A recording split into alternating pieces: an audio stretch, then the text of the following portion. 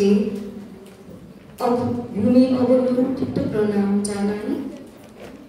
আর মঠের সন্ন্যাসী মাতাজি যারা, যদিও তারা এখানে উপস্থিত নেই, সকল মাতাজিকে আমি আমার ভক্তিপূর্ণ প্রণাম নিবেদন করছি। আর আমার সামনে যারা উপস্থিত রয়েছে, তারুণ্যের দীপ্তিতে ভরপুর আমার স্নেহের ছাত্রীবৃন্দ, তোমাদের সকলকে জানাচ্ছি অনেক শুভেচ্ছা এবং ভালোবাসা। একই সঙ্গে এখানে যারা ছাত্রীদের সঙ্গে এসেছেন, অভিভাবক, অভিভাবিকা বা ভক্তবৃন্দ এবং শিক্ষিকা, আপনাদের সকলকেও জানাচ্ছি সশ্রদ্ধ নমস্কার। আজকে আমার আলোচ্য বিষয় বি অ্যান্ড মেক। এই বি অ্যান্ড মেক কথাটার দুটো অংশ, একটা বি পার্ট, একটা মেক পার্ট। কথাটা হলো, আগে হয়ে যদি উঠতে পারো, তোমার মধ্যে যদি আলো থাকে, তবে সেই আলো তুমি অন্যকে বিতরণ করতে পারবে, অন্যকে আলোকিত করতে পারবে। তাই আগে প্রস্তুত হয়ে ওঠো, জীবন গঠন করো, তারপর অন্যের জীবনকে অনুপ্রাণিত করতে পারবে। স্বামীজি যখন এই কথাটি বলছেন এবং সেটা নিয়ে আমাদের আলোচনা, আমি মূল আলোচনায় যাবার আগে 5টি দৃশ্যের অবতারণা করছি, তোমরা একটু মন দিয়ে শোনো। প্রথম দৃশ্য, এক সদ্য পিতৃহারা কবরদকশূন্য যুবক চাকরির আশায় বিভিন্ন জায়গায় ঘুরে ঘুরে ব্যর্থ হয়ে, ক্লান্ত এবং হতাশ হয়ে এই শহীদ মিনারের নিচে বসে রয়েছে। দৃশ্য 2, সেই যুবকের যিনি গুরুদেব, আমরা তো স্বামীজির কথাই অ্যাকচুয়ালি বলছি, তো যখন তিনি স্বামী বিবেকানন্দ নন, তার যিনি গুরুদেব তিনিও চলে গিয়েছেন এই ইহলোক ছেড়ে। আমাদের ঠাকুর সন্ন্যাসী হয়ে সেই যুবক বেরিয়েছে পথে, হাতে একটা লাঠি, কাঁধে একটা ঝোলা, গাছের তলায় পড়ে রয়েছেন, খিদে কাতর হয়ে মূর্ছিত অবস্থা। সন্ন্যাসী একটা কৌপিন পরে, এই কোমরে এক টুকরা কাপড়, সেই কাপড়টুকু জুটছে না। দৃশ্য 3, সেই যুবক বিদেশ বিভূই, কোথায় সেটা আমেরিকার রাস্তায় হাঁটছেন, পিঠের উপরে পড়লো একটা পাথর, তিনি ফিরে তাকালেন, আমেরিকার কিছু দুষ্ট ছেলে লোকজন তারা তাড়া করছে, আর তার পোশাক, গায়ের রং দেখে তাকে ঠাট্টা বিদ্রুপ করছে। প্রাণ ভয়ে সেই যুবা আমেরিকার রাস্তা দিয়ে দৌড়াচ্ছে। চতুর্থ দৃশ্য, শিকাগো মঞ্চ, সামনে 7,000 জনতা, হাততালিতে সবাই উঠে দাঁড়িয়েছে, হাততালিতে ফেটে পড়ছে সেই সভা। আর মঞ্চে দাঁড়িয়ে আছেন, যার জন্য হাততালি হচ্ছেন, তিনি সেই যুবা স্বামী বিবেকানন্দ। শিকাগোর রাস্তায় তাকে একটিবার দেখার জন্য লাঠালাঠি শুরু হয়ে গিয়েছে। আর দৃশ্য 5, আজ 5 নম্বর দৃশ্যে, আজ সেই স্বামী বিবেকানন্দের পদতলে বসে আমরা যুববৃন্দ, তোমরা ছাত্রী সম্মেলনে এসেছো, তার আদর্শে অনুপ্রাণিত হয়ে নিজেদের জীবনগুলো গঠন করবার জন্য। এটা সেই মেক পার্ট, অর্থাৎ তিনি আলো দিচ্ছেন, কিন্তু সেই যে শহীদ মিনারের পদতলে বসা ক্লান্ত হতাশ যুবক, আর এই স্বামী বিবেকানন্দ কাট আউটে যিনি দাঁড়িয়ে আছেন, যার পদতলে আমরা আজকে অবনত মস্তক, এটা কোনো ম্যাজিক নয়। তিনি নিজেকে আগে তৈরি করেছেন, তিনি জীবনটাকে গড়ে দেখিয়ে দিয়েছেন।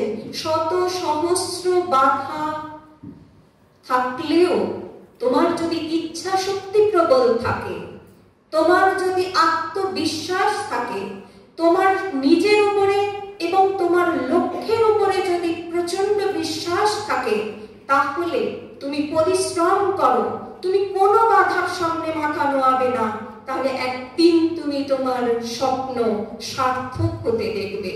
আর তখন তোমার আদর্শে, তোমার জীবনের দ্বারা বহু জনকে তুমি অনুপ্রাণিত করতে পারবে। তোমরা যারা আজ এই ছাত্রী সম্মেলনে এসেছো, জীবনের এমন একটা সন্ধিক্ষণে দাঁড়িয়ে আছো, অনেকেই হয়তো এখন এই পড়াশোনা করছো, কিছু বছরের মধ্যেই কর্মজীবনে প্রবেশ করবে, ছাত্র জীবন শেষ হবে অনেকেরই, আবার অনেকের হয়তো চলতে থাকবে।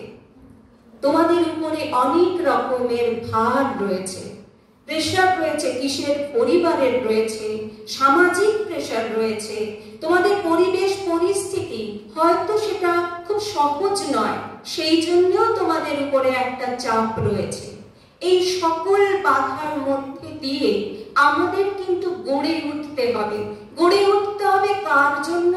গড়ে উঠতে হবে আমার নিজের জন্য, পরিবারের জন্য, সমাজের জন্য, দেশের জন্য, এমনকি বিশ্বের জন্য। গ্লোবালাইজেশনের যুগ এখন, সবকিছু হাতের মুঠোর মধ্যে বন্দি। স্বপ্ন দেখো, গ্লোবাল ড্রিম দেখো, শুধু অল্প একটুখানি স্বপ্ন, অল্প একটু ছোট্ট একটা লক্ষ্য তুমি স্থির করো না, বড় বৃহৎ স্বপ্ন দেখো। আর সেইটাকে স্বপ্ন দেখা মানে তুমি একটা কিছু চিন্তা করলে, একটা লক্ষ্য স্থির করলে, তারপর তোমার ভিতরের যে শক্তি আছে সেই শক্তিকে জাগিয়ে তোলো। স্বামীজি বলছেন তুমি বিশ্বাস করো তোমার মধ্যে প্রচুর শক্তি রয়েছে, সেই শক্তিকে কাজে লাগাও, জাগাও, পরিশ্রম করো, আত্মবিশ্বাসের সঙ্গে একটা সময় তুমি সেটা অ্যাচিভ করবে।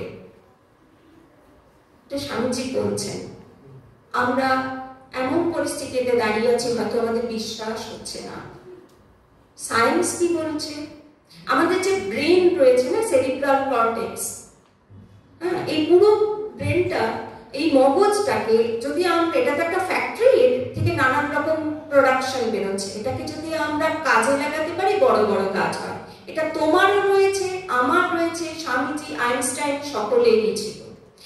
এটা কতটা পাওয়ারফুল সেটা আমি বোঝাচ্ছি একটা উদাহরণ দিয়ে। সমস্ত ফ্যাক্টরি চালাতে তো বিদ্যুৎ শক্তির প্রয়োজন হয়। মনে করো আমাদের মগজটাকে অ্যাক্টিভ করার জন্য, রান করাবার জন্য আমরা ইলেকট্রিসিটি ব্যবহার করছি। কতটা বিদ্যুৎ লাগতে পারে কোনো ধারণা আছে? বলা হয় 2000 কোটি কিলোওয়াট বিদ্যুৎ শক্তি লাগবে। আমি আবার বলছি, আমাদের মগজটাকে রান করাতে গেলে 2000 কোটি কিলোওয়াট বিদ্যুৎ লাগবে। 2000 কোটি কিলোওয়াটে কটা ফ্যাক্টরি চলতে পারে, কত ঘরে বিদ্যুৎ জ্বলতে পারে, নিজেরা হিসেব করো। সেই বিশাল পরিমাণ শক্তি, পাওয়ার হাউস আমরা সবাই কিন্তু সঙ্গে নিয়ে ঘুরে বেড়াচ্ছি। এই ফ্যাক্টরির প্রোডাকশনটা কি? যত বেশি ব্যবহার করা যায় এ তত ভালো কোয়ালিটি জিনিস প্রডিউস করে। বলা হয় আইনস্টাইন একমাত্র মানুষ যিনি 100% ব্যবহার করতেন।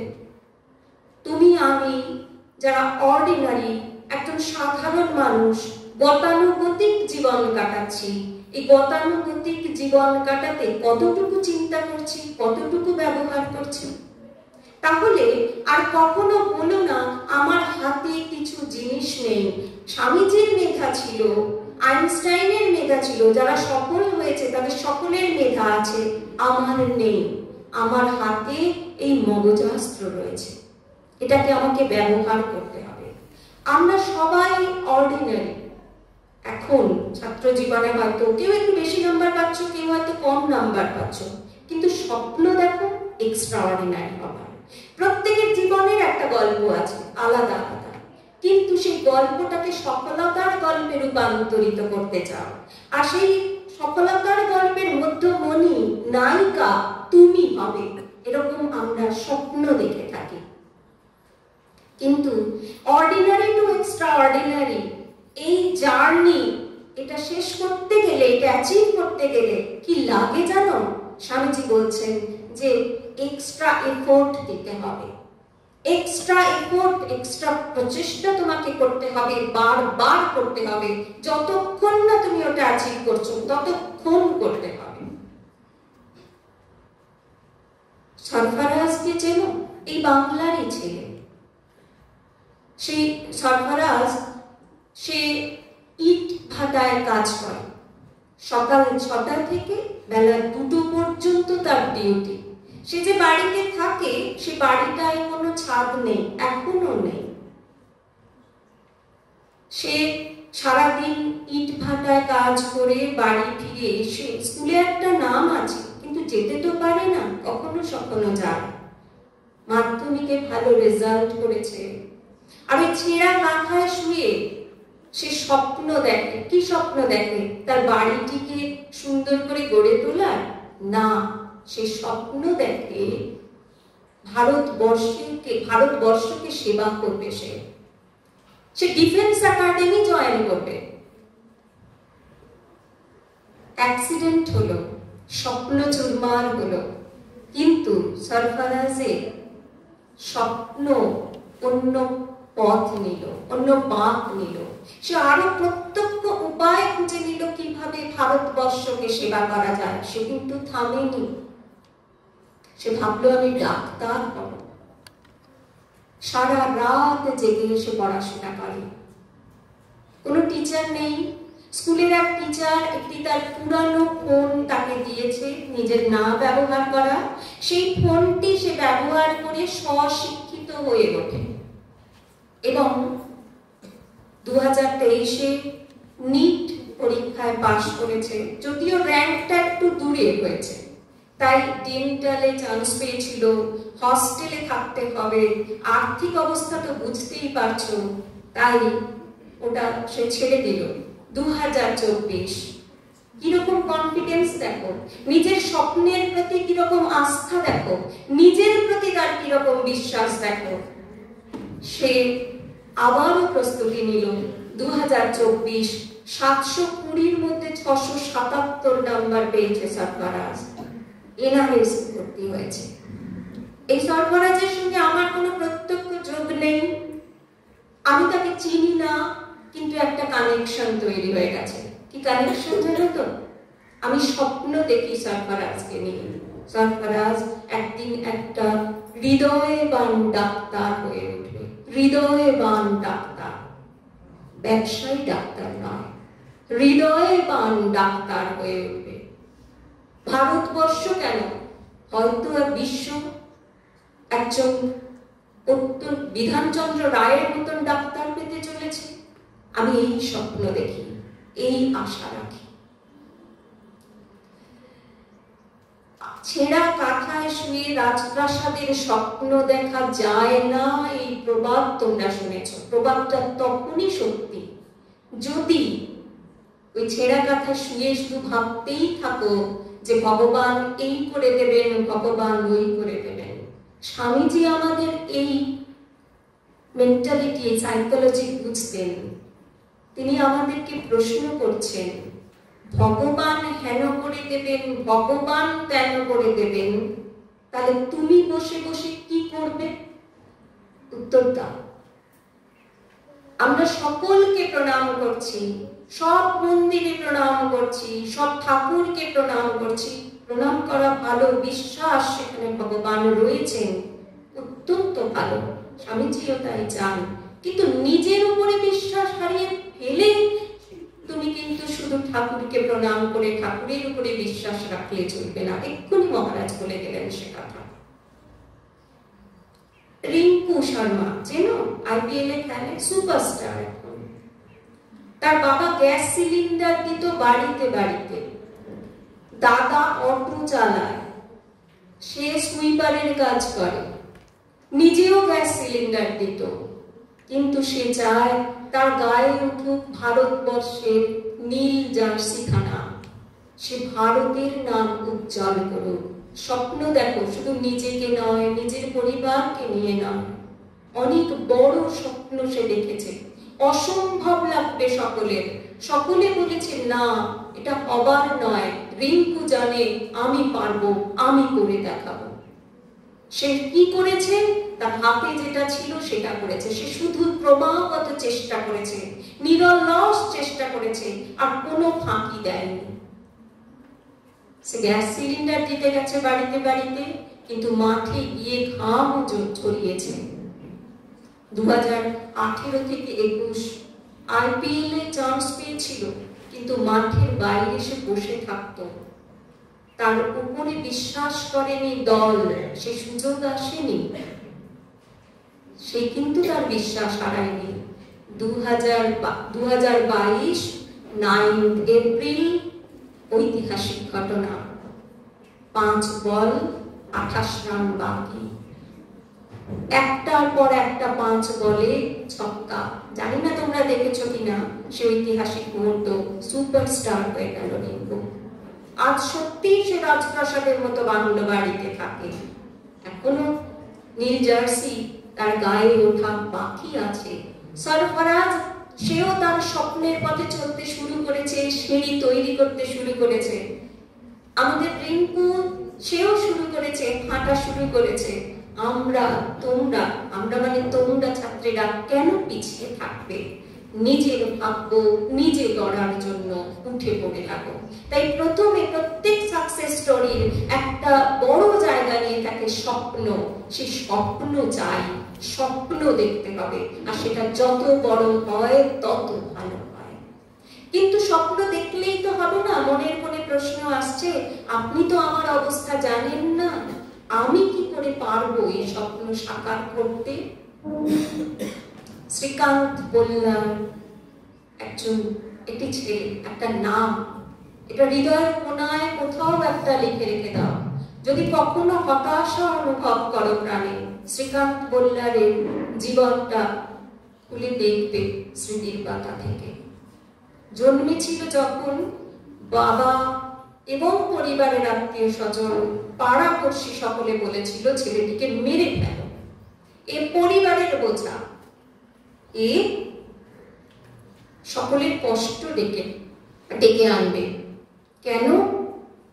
শ্রীকান্ত জন্মান্ধ ছিল, বাবাও তাকে মেরে ফেলতে গেল।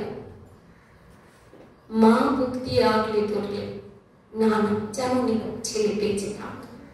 স্কুলে যখন ভর্তি হলো, তার যারা সহপাঠী, আমি বন্ধু কথাটা ব্যবহার করতে কুণ্ঠিত হচ্ছি, তার বন্ধুরা তাকে টিটকিরি, ঠাট্টা, বিদ্রুপে ভরিয়ে দিল।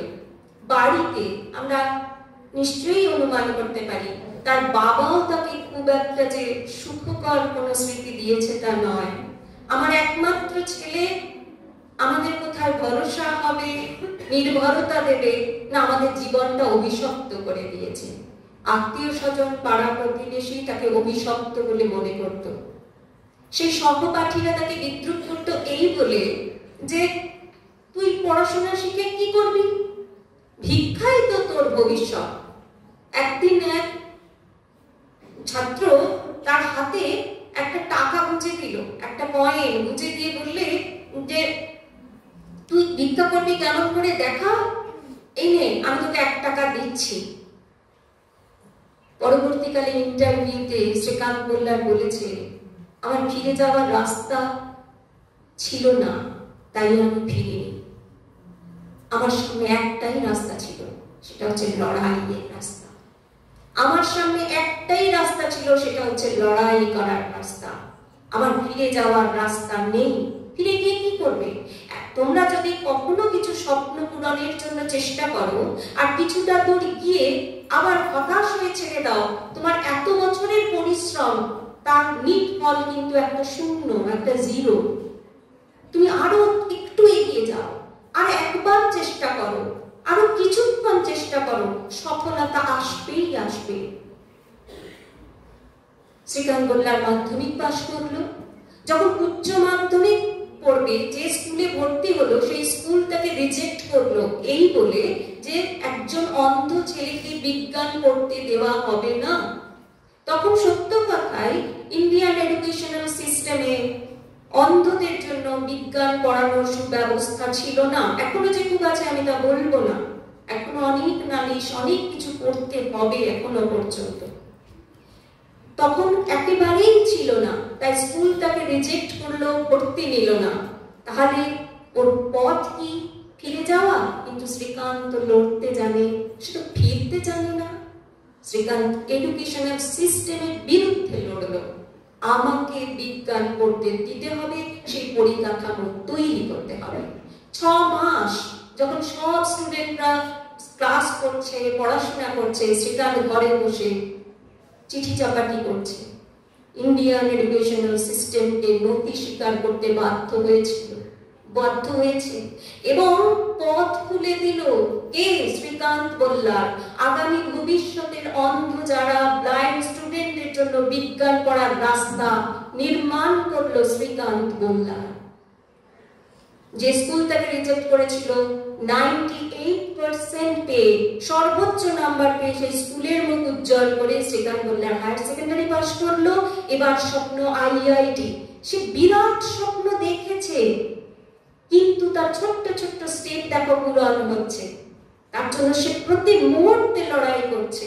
তোমার আমার বাধা কি এর থেকে বেশি? একটু চিন্তা করে দেখো, তুমি কতবার চেষ্টা করেছো? ব্যর্থতার কথা বলছি, কতবার ব্যর্থ হয়েছো? তার জন্য তুমি কতবার চেষ্টা করেছো? গুণে দেখো। শ্রীকান্ত বল্লারকে IIT রিজেক্ট করে দিল। ও আরো পড়াশোনা করতে লাগলো, আমেরিকায় স্কলারশিপ নিয়ে MIT-তে যোগ দিল। পড়াশোনা শেষ হলো। যে দেশ তাকে সম্মান দিয়েছে, যে দেশে সে সমস্ত পড়াশোনার সঠিক সুযোগ পেয়েছে, তার স্বপ্ন তো পূরণ হয়ে গিয়েছে, তাই না? তাহলে সে ওখানেই থেকে যাক, যেমন সবাই করে।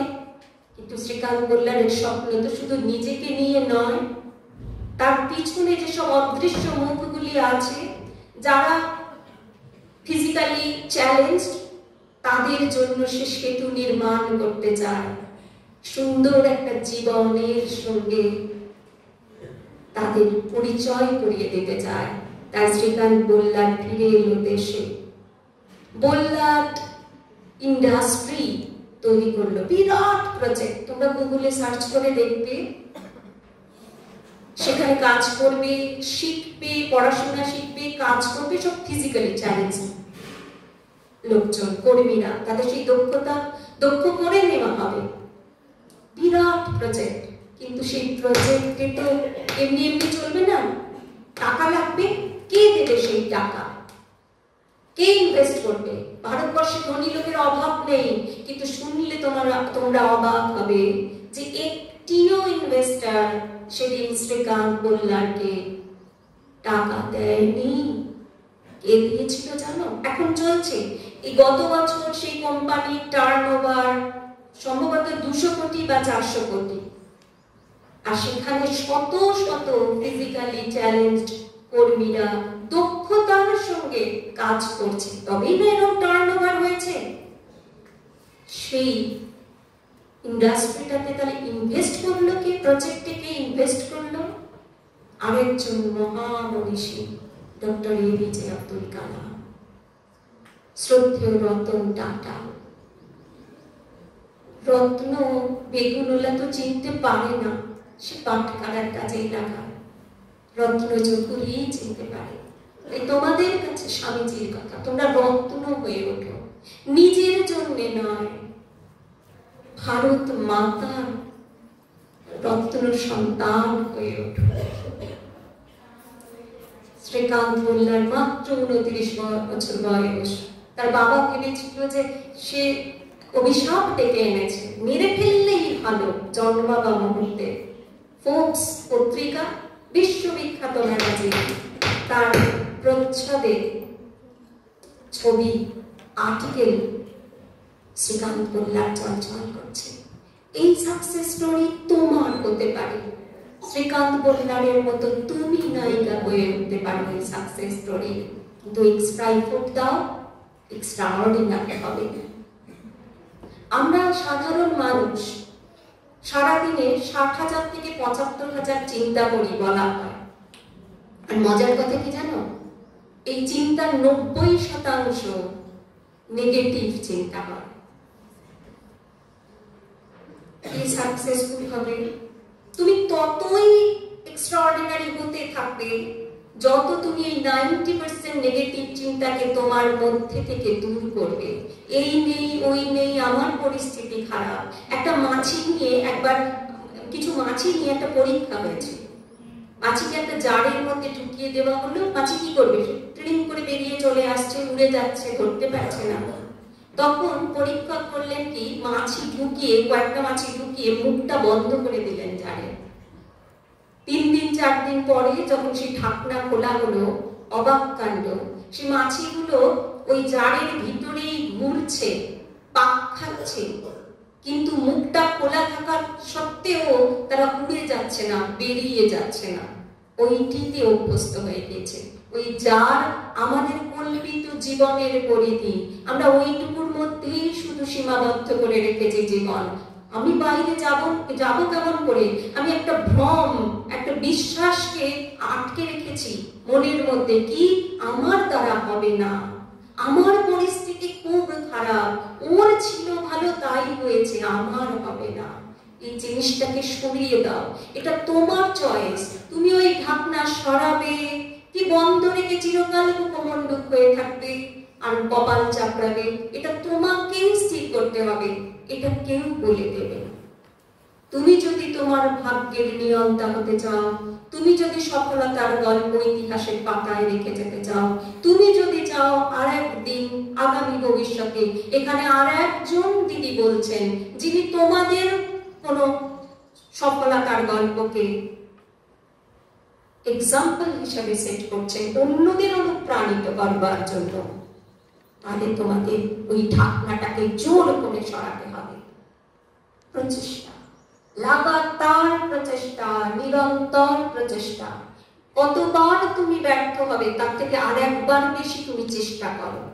আমরা খুব সহজে হতাশ হয়ে যাই, কিন্তু জানো কি, যে তোমরা যে সেলিব্রেট করতে যাও কেএফসি ঠোঙায় একজন আঙ্কেলের ছবি থাকে না, এক বৃদ্ধ ভদ্রলোকের, তিনি তার জীবনের প্রথম সাকসেস পেয়েছিলেন 62 বছর বয়সে। 6 বছর বয়স থেকে তার স্ট্রাগল শুরু হয়েছিল। যা যা করেছেন এই 62 বছর বয়স পর্যন্ত সবেতেই হারের মালা পরে নিয়েছিল। তিনি যে রেসিপির জন্য বিখ্যাত, আমরা লালায়িত খেতে যাই, সেই রেসিপিটা যখন তিনি তৈরি করে মাংস বিক্রি করলেন, রেস্টুরেন্ট তৈরি করলেন, হয় সেখানে কর্মীদের ঝামেলা হলো, নাহলে আগুন লেগে গেল, আর তৃতীয়বার দ্বিতীয় বিশ্বযুদ্ধ শুরু হয়ে গেল, বন্ধ হয়ে গেল। তিনি ওই রেসিপিটা চাইলেন, আমি আর রেস্টুরেন্ট খুলবো না, বিভিন্ন রেস্টুরেন্টে বিক্রি করবো এই রেসিপিটাকে। তোমরা কতবার ব্যর্থ হয়েছো? এই ভদ্রলোক, এই বৃদ্ধ লোক, তিনি 1009 বার তিনি প্রত্যেকটি রেস্টুরেন্টে ঘুরেছেন, গাড়িতে রাত্রেবেলা ঘুমিয়েছেন যে পরের দিন গিয়েই হোটেল মালিককে ধরতে হবে আর নিজের রেসিপি বিক্রির কথা বলতে হবে। 1009 বার। তার আগের 61 বছর বয়স পর্যন্ত তিনি বিভিন্ন প্রফেশনে লাগাতার শুধু ব্যর্থতা পেয়েছেন, কিন্তু তিনি বলছেন যে আমি আর একবার চেষ্টা করে দেখি, নিশ্চয়ই সফলতা আসবে। সফলতা এসেছিল। কি সফলতা এসেছে সেটা তোমরা দেখতেই পাচ্ছ। তাহলে নিজের মধ্যে একটা আশার আলো সবসময় জাগিয়ে রাখবে যে আমি এতবার ব্যর্থ হয়েছি, কিন্তু আমি আর একবার ব্যর্থতাকে জিততে দেব না, আর একবার চেষ্টা করে দেখি। ওই একটিবার যদি তুমি না করো, তোমার সমস্ত চেষ্টা বৃথা, শূন্যে পরিণত হয়ে গেল। একটা আশা আমাদের মধ্যে কি তৈরি করে জানো তো, কেমন ভাবে জাগাতে সাহায্য করে। একটা ইঁদুরকে একজন বিজ্ঞানী তো কতগুলো ইঁদুরকে জলের মধ্যে ছেড়ে দিয়েছিলেন, চুবিয়ে দিয়েছে, তো তারা সার্ভাইভ করছে। তো কয়েক সেকেন্ডের মধ্যে তারা করতে করতে ডুবে যাচ্ছে। তো যখন ডুবে যাচ্ছে তখন তিনি করলেন কি, ওই ইঁদুরটাকে তুলে নিয়ে সুস্থ করলেন, মুছে মুছে খাবার দাবার দিলেন, যত্ন করলেন, রাখলেন, বেঁচে গেল। 2-1 দিন পরে সেই ইঁদুরকে আবার জলের মধ্যে ছেড়ে দিলেন। তিনি ভেবেছিলেন হয়তো আগের থেকে আরো কয়েক মিনিট বা বড়জোর 1 ঘন্টা সে সার্ভাইভ করবে, কিন্তু দেখা গেল 2.5 দিন সে ডুবলো না, সে সার্ভাইভ করছে। তো সেই ইঁদুরটা কয়েক মিনিটের মধ্যে যে ডুবে যাচ্ছিল, সে কি করে 2.5 দিন বেঁচে রইল, স্ট্রাগল করলো? পরীক্ষা করে দেখা গেল যে তার মধ্যে না একটা আমি চেষ্টা করছি, স্ট্রাগল করছি, আর স্ট্রাগল করলে আমি এর থেকে মুক্তি পাচ্ছি, জল থেকে আমি উদ্ধার হচ্ছি, এই যে একটা আশা, এই আশাটা তার মধ্যে এমন একটা আনকন্ডিশনাল স্ট্যামিনা তৈরি করে দিয়েছে, যেটা তার ব্রেন সেটা নিয়েছে। আমাদের শরীরে যতগুলো মাসল, সেই মাসলগুলো তার জন্য উদ্দীপিত হয়েছে, এবং ওই স্ট্যামিনা তাকে এত দিন সার্ভাইভ করতে সাহায্য করেছে। একটা ইঁদুরের এরকম হয়, আর আমরা সহজে হেরে যাব। তাই যখনই হতাশা আসবে, যখনই ব্যর্থতা আসবে, তখনই তোমরা এই চিন্তা করবে যে আমি হারবো না, আর একবার চেষ্টা করে দেখি।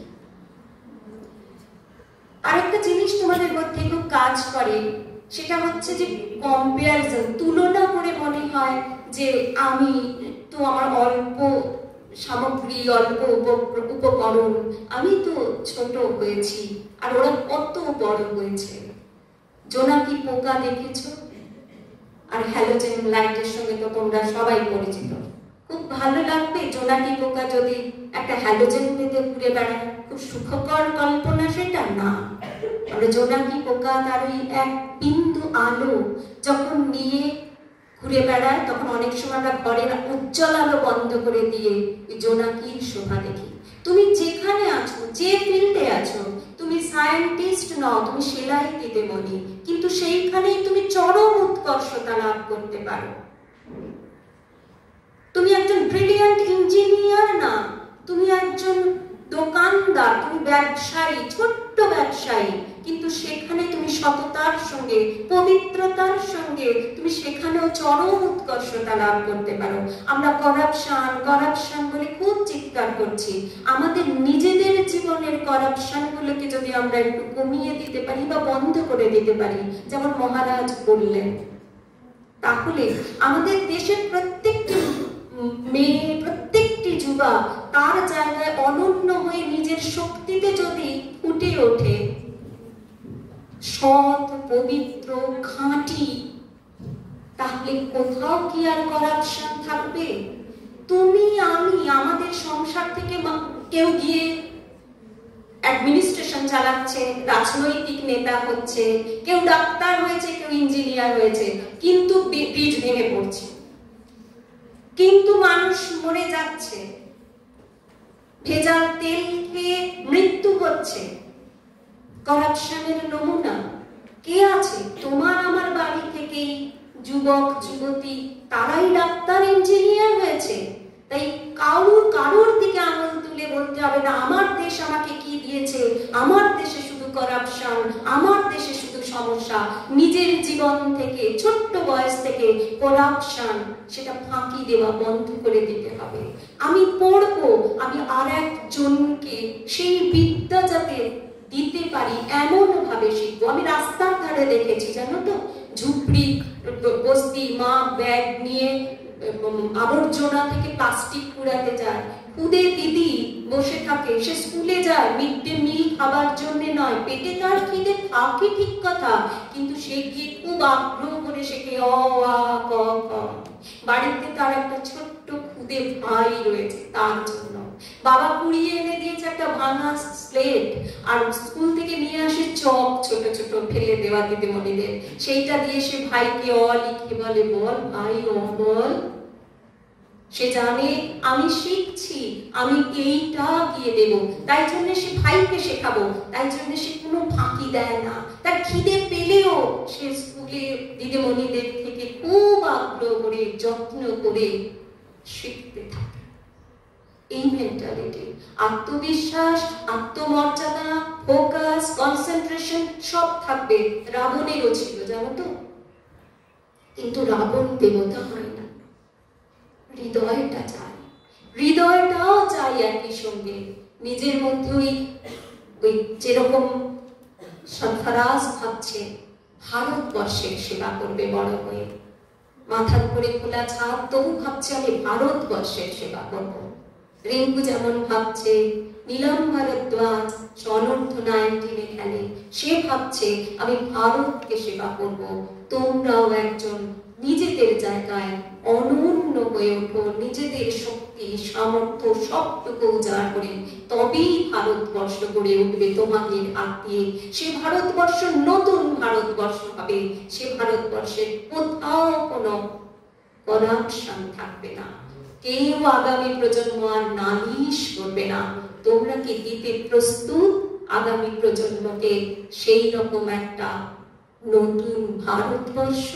স্বামীজি খুব স্বপ্ন দেখতেন তোমাদের মধ্যে থেকেই তোমরাই জাতির ভবিষ্যৎ, তোমরা সেই রকম ভারতবর্ষ করতে পারবে। তাই কম্পেয়ার কখনো করবে না, নিজেকে ছোট ভাববে না, আত্মবিশ্বাস হারাবে না। আর একটা ছোট গল্প বলে শেষ করে দিই, এটা গল্পই। হ্যাঁ, সেই সৃষ্টির আদি সময় কেমন, তো তখন এরকম দিন রাত হতো না, সূর্য দেবতা তিনি 24 ঘন্টা আলো দিতেন। তো এরকম দিতে দিতে ক্লান্ত হয়ে রেজিগনেশন দিলেন সৃষ্টিকর্তা ব্রহ্মার কাছে। বললেন যে আমি নিজেকে পুড়িয়ে জ্বালিয়ে এই রকম আর আমি পারছি না, তা 12 ঘন্টা দিতে পারবো, তাহলে আর আমি পারবো না, অন্য কাউকে একটা দায়িত্ব নিতে হবে। মানে অবস্থা বেগতিক, ব্রহ্মা বসলেন, সকল দেবতা মানুষ সকল জীব জড় সকল সৃষ্টি সেই সভায় উপস্থিত। তিনি বললেন সূর্য দেবতা তো আর পারছেন না, তিনি 12 ঘন্টার দায়িত্ব নেবেন, আপনাদের মধ্যে কাউকে পৃথিবীকে আলোকিত করবার দায়িত্ব নিতে হবে 12 ঘন্টা ধরে। কোথায় সূর্য দেবতার কোথায় কি, নিজেদের উপরে আস্থা নেই বা প্রস্তুত নয়। সকল দেবতা মাথা নিচু, মানবকুল মাথা নিচু, সকল জীব সব চরাচর একেবারে নিশ্চুপ। কে বলবে, কেউ দায়িত্ব নিতে প্রস্তুত নয়। হঠাৎ দেখা গেল এক কোণ থেকে একটা দুর্বল হাত উঠেছে। ওই যে একটা হাত উঠেছে, সবাই তাকিয়ে দেখলে একটা ছোট্ট মাটির প্রদীপ, আর হাসির রোল উঠলো চতুর্দিক থেকে। কোথায় সূর্য আর কোথায় একটা মাটির প্রদীপ পৃথিবীকে আলো দান করবে? হাস্যকর তো বটেই, অসম্ভব তো বটেই। ব্রহ্মা বলতে তুমি পারবে? বলছে প্রভু আমি সূর্য দেবতার মতো আমি পারবো না, অত আমার শক্তি নেই, কিন্তু আমার বুকে যেটুকু আগুন আছে, যেটুকু আলো আছে, আমি সর্বশক্তি দিয়ে নিজেকে জ্বালিয়ে আমি এক বিন্দু আলো তো দিতে পারি। আবার হেসে উঠলো সকলে। সভা শেষ হয়ে গেল। ব্রহ্মা বললেন তথাস্তু, নাচার আর তো কেউ নেই, তুমি করো তাহলে। সেই দিন যখন দিন শেষ হলো, সূর্য দেবতা অস্ত গেলেন, প্রথমবার পৃথিবীতে নেমে এলো নিকষ কালো ঘোর অন্ধকার। সকলে ভাবছে কি হয় না হয়, প্রথমবার অন্ধকার হয়েছে, অন্ধকার মানে কিরকম বিভীষিকা, কি হয় না হয় সকলে ভাবছে আর ভয় পাচ্ছে। হঠাৎ সেই নিকষ ঘোর অন্ধকারের বুক চিরে পৃথিবীর এক প্রান্তে এক বিন্দু একটা আলো জ্বলে উঠল। সে প্রদীপ তার ছোট্ট শক্তি নিয়ে, অল্প শক্তি কিন্তু তার সবটুকু ক্ষমতা দিয়ে নিজেকে জ্বালিয়ে এক বিন্দু আলো তৈরি করেছে। যারা নিশ্চুপ ছিল তারা হো হো করে হেসে উঠল। হাসুক, কিন্তু সে থামলো না, সে দৃঢ়ভাবে তার আলোকে জ্বালিয়ে রাখলো। যখন সবাই হাসছে, তাকে ধুয়ো দিচ্ছে, হঠাৎ সকলে লক্ষ্য করলে সেই প্রদীপের পাশে আরেকটি প্রদীপ জ্বলে উঠলো, আরেক বিন্দু আলো। ওদিকে এদিকে সেদিকে সারা পৃথিবীর চতুর্দিকে যত ক্ষুদ্র মাটির প্রদীপ ছিল, তারা ওই প্রদীপের ক্ষমতা, তার আত্মশক্তি, আত্মবিশ্বাস, তার আত্মমর্যাদাকে স্যালুট জানালো। তার জীবন থেকে তারা ইন্সপায়ার্ড হলো। তারাও তাদের সমস্ত শক্তিকে কাজে লাগিয়ে এই বিরাট পৃথিবীকে আলো দান করবার জন্য নিজেকে জ্বালিয়ে তুলল। পৃথিবীতে দীপালোক তৈরি করে। যারা হাসছিল তারা নিশ্চুপ হয়ে রইল। এটা একটা গল্প বটে, কিন্তু এর থেকে অনেক কিছু শেখার আছে। এইভাবে বি গড়ে তুলো নিজেকে, আর তোমাদের জীবনগুলো প্রেরণার খনি হয়ে উঠুক। তোমাদের হাত দিয়ে ভারতবর্ষ নবজন্ম পাক।